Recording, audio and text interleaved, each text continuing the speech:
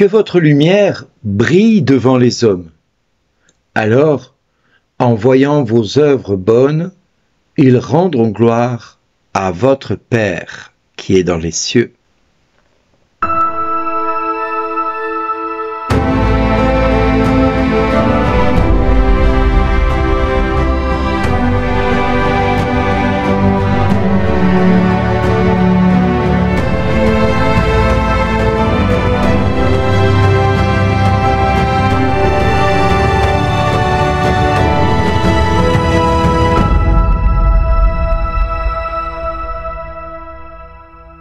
Aujourd'hui, le message vous est adressé par Bernard Dille.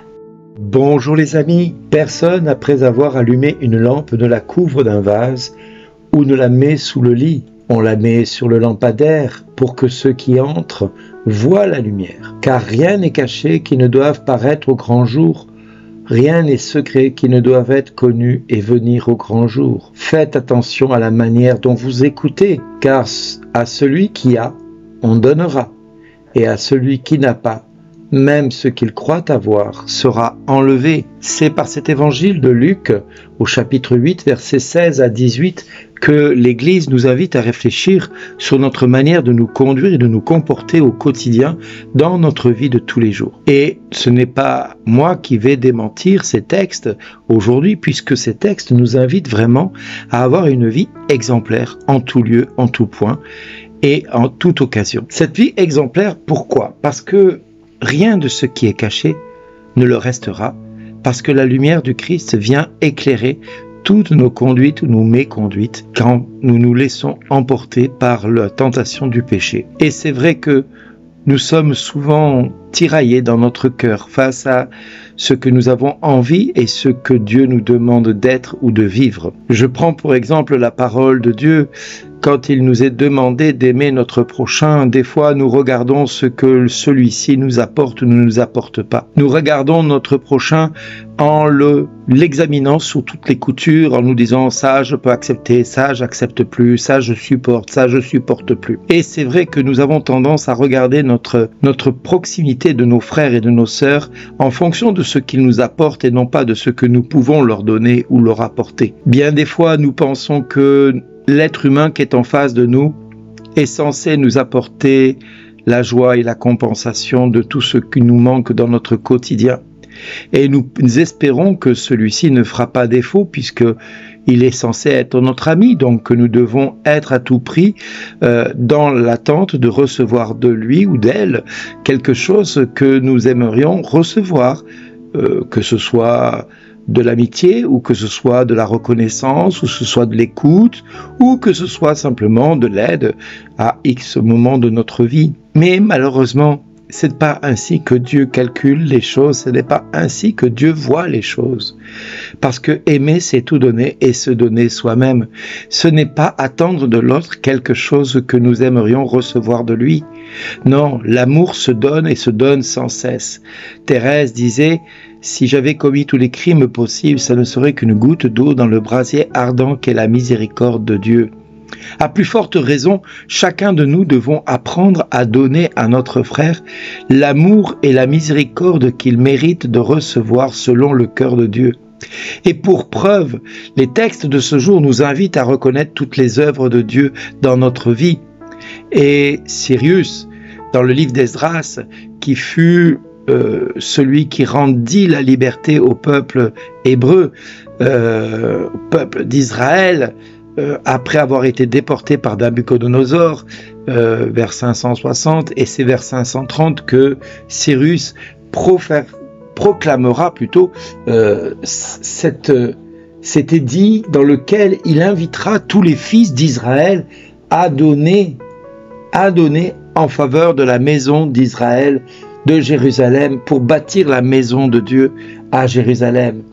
Et quiconque faisant partie de ce peuple et dont le Dieu est le Dieu d'Israël, eh bien devra monter à Jérusalem pour bâtir cette maison. Et il invitera tous ceux qui avaient là à ce moment quelque chose de pouvoir donner et qu'ils viennent en aide en fournissant l'argent, l'or, les dons en nature et le bétail. qu'on y joigne des offrandes volontaires dans la maison et pour la maison de Dieu à Jérusalem, qui avait été détruite par Nabuchodonosor.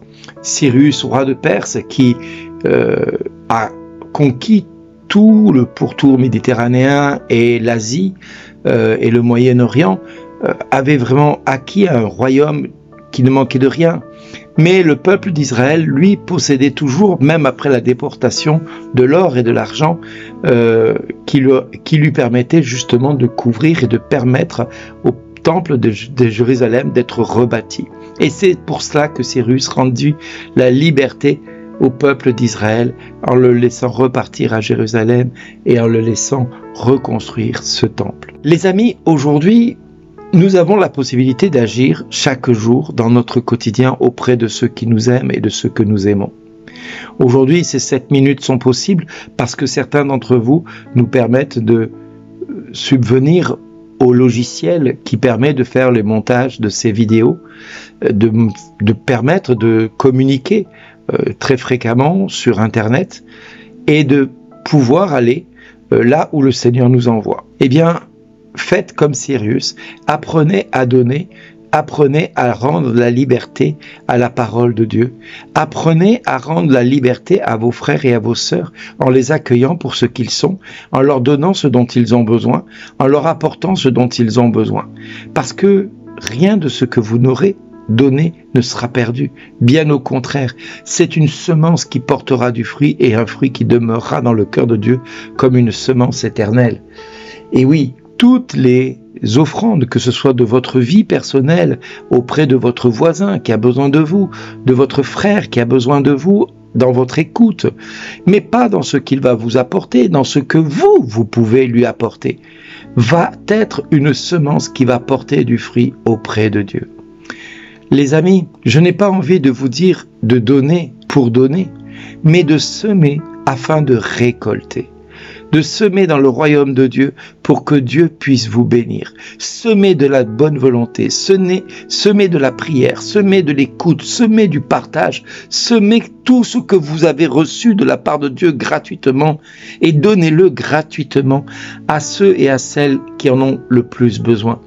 Vous avez la possibilité de donner de votre temps, de votre énergie, de votre cœur, de votre amour à tous ceux qui vous entourent. N'attendez rien d'eux en échange, parce que l'amour est gratuit, l'amour se donne, l'amour ne se comptabilise pas surtout. Donc si vous avez beaucoup, donnez profusion. Si vous avez peu, donnez même un tout petit peu, mais donnez quand même. Donnez de ce que vous avez reçu, de votre temps, de votre énergie, de votre prière, de votre accueil, de votre sourire à quelqu'un. Mais donnez, je vous en prie. Ne laissez pas sous le boisseau cette lumière qui brille dans votre cœur que Dieu a allumée et qu'il veut que cette lumière soit un témoignage vivant au quotidien. Alors, si vous apprenez à donner largement de votre don personnel reçu au moment de votre baptême à ceux qui vous entourent, à donner de votre amour, de votre accueil, alors Dieu vous bénira et vous bénira sans cesse encore plus. Et il vous dira à chacun, comme il dit à chacun de nous tous les jours au quotidien, merci d'exister.